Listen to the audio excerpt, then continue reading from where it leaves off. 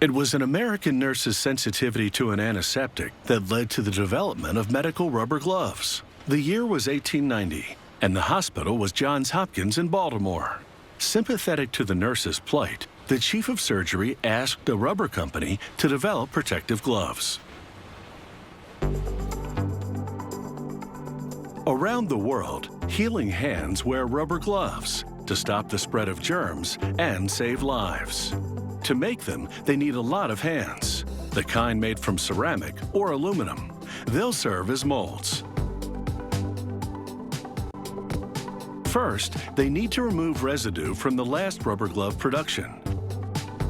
So they do a thorough washing in soapy water.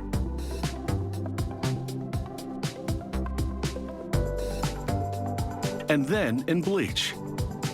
They must remove every speck of residue because even the smallest contaminant could lodge in the latex rubber gloves and create holes. Leaving the bleach, the ceramic hands twirl into round revolving brushes. Their bristles scour the surface and the hard-to-reach areas between the ceramic fingers. After this thorough scrubbing, the hand molds dive into a tub of hot water. It's the last cleaning before production begins. As they exit the tub, the hands swivel on the rail carrier to drip dry. Still slightly damp and spinning, the hand molds head into a chemical bath, which forms a film on the surface. It's a critical coating because liquid rubber won't adhere to bare ceramic, but it will to this substance. The ceramic molds now reach into warm liquid rubber, which has been enhanced for extra strength. The liquid rubber reacts with the chemical coating on the hands and becomes gel-like.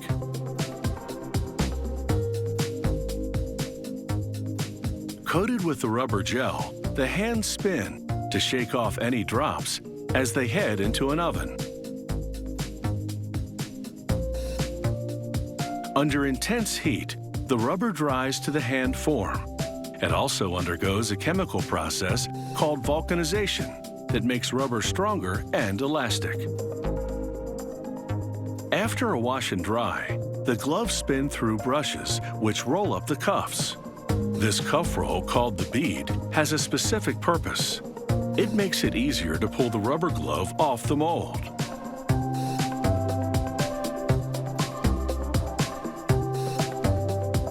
Workers grab the gloves by the beads to peel them off the ceramic forms. These particular medical gloves were molded from synthetic rubber for people who can't wear natural latex rubber due to allergies. These synthetic rubber gloves are a bit stickier than the natural latex ones, and they must be removed by hand. However, the natural latex gloves come off much more easily.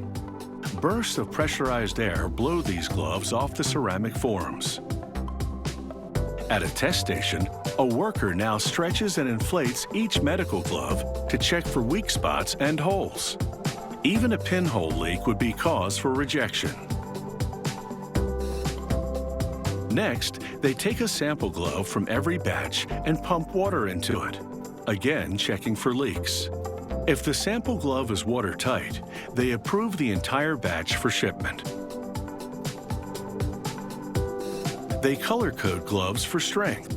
These orange cleaning gloves are thick and reusable. Others, like the medical gloves, are for limited use and disposable. Each rubber formulation is customized for color, strength, and other characteristics. It has taken a lot of fake hands and real ones to make rubber gloves, and it all happens very fast. They manufacture 200 rubber gloves a minute at this factory.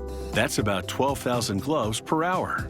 They pack them up in batches of 100.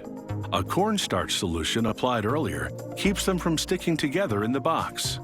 Later, that starch will also act as a lubricant to allow the gloves to slide easily onto hands. And with all that, these rubber gloves are ready to protect the public.